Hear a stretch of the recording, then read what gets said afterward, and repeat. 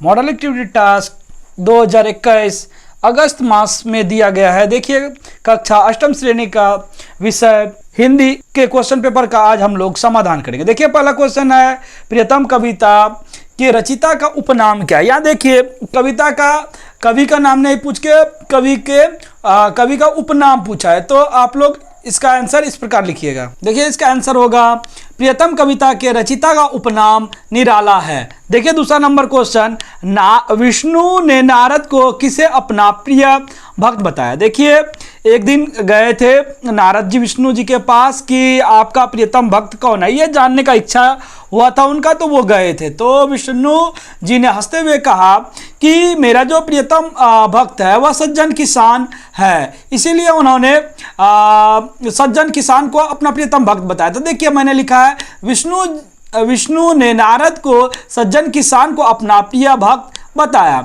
उसके बाद देखिए तीसरा नंबर क्वेश्चन, नवयुग में नया क्या है। तो नवयुग में नया विधान है। उसके बाद देखिए चौथा नंबर क्वेश्चन, सुभान दादा का घर किसका अखाड़ा था। तो यहाँ पे आप लोग लिखिएगा सुभान दादा का घर बच्चों का अखाड़ा था। उसके बाद देखिए है लूसी की मृत्यु कैसे हुई। तो आप लोगों को लिखना पड़ेगा लूसी की मृत्यु कैसे हुई। तो मैंने देखिए लिखा है लूसी की मृत्यु लकड़बग्घे द्वारा झड़प करने के कारण हुई। वह पहले उससे झड़प में हर संभव प्रयास की वह जीत जाए और अंततः प्रयास की, फिर भी अंत में उसका मृत्यु हो गया। इतना ही लिखना पर्याप्त है। देखिए उसके बाद क्वेश्चन है कि अंधी भिखारिन से पैसा ले उसके साथ कैसा व्यवहार किया। तो आप लोग लिख दीजिएगा कि अंधी भिखारिन से पैसा ले उसके साथ मुनीम जी ने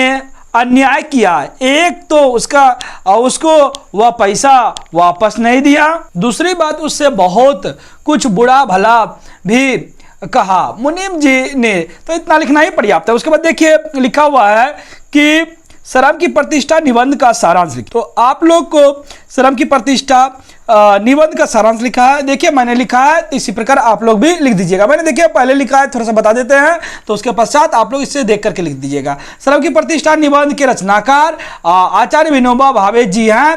इस निबंध में भावे जी ने श्रम के महत्वों का सुंदर से वर्णन किया है। तो उन्होंने श्रम का वर्णन किया है, उसी के बारे में मैंने लिखा है। तो आप लोग भी इसी सारांश को लिख दीजिएगा तो हो जाएगा।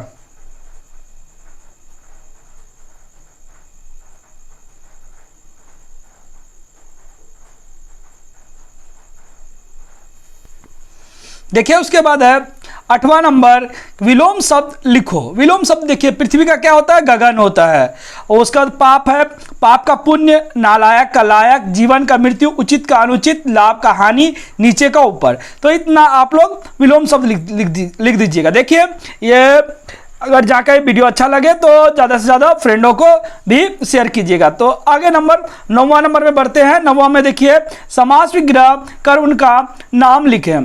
देखिए पूरब पश्चिम, इसमें देखिए पूरब और पश्चिम है, इसीलिए ये पूरब और पश्चिम में देखिए पूरब और पश्चिम हो जाएगा। और ये कौन सा समास है, तो द्वंद्ववाद। इतना ही लिखिएगा तो हो जाएगा। उसके बाद देखिए दूसरा है लंबोदर। लंबोदर देखिए लंबा हो उदर जिसका, अर्थात गणेश जी। जब भी ऐसा रहे तो उसको बहुव्रीहि समास कहते हैं। उसके बाद देखिए है रस भरी, तो रस से भरी पात्र आप लिख दीजिएगा, तो इतना तो हो जाएगा। ये है तत्पुरुष समास। उसके बाद देखिए है विद्यालय, विद्या के लिए आलय, अर्थात विद्या का घर, ये हो जाएगा। तो इसका क्या कहेंगे हम लोग, तत्पुरुष समास। उसके बाद देखिए लास्ट है पंचभुज। समास विग्रह का अंतिम क्वेश्चन है। देखिए पंचभुज, 5 भुजाओं वाला या 5 भुजाओं वाला, तो इतना लिखना ही पर्याप्त है। देखिए उसको बहुव्रीहि समास कर दीजिएगा। उसके बाद देखिए 10 नंबर, किसी एक पर निबंध लिखें। तो स्वतंत्रता दिवस, दूरदर्शन, बहुत दिनों से विद्यालय से अलगाव, इसमें से किसी पर